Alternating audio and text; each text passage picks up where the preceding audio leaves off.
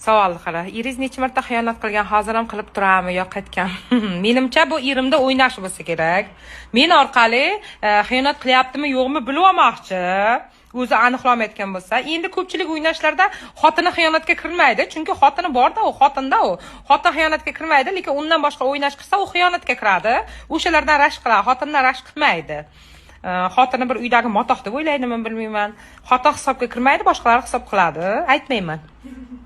Aytmayman, kuyi bo'l, o'zing bilib ol kerak bo'lsa. Men bilganlarimni aytmayman senga. Intil izlan, o'zing bilib ol. Meni yerimga o'ynash bo'lgan bo'lsang, endi yerimni boshqa qizlardan qo'rish seni vazifang.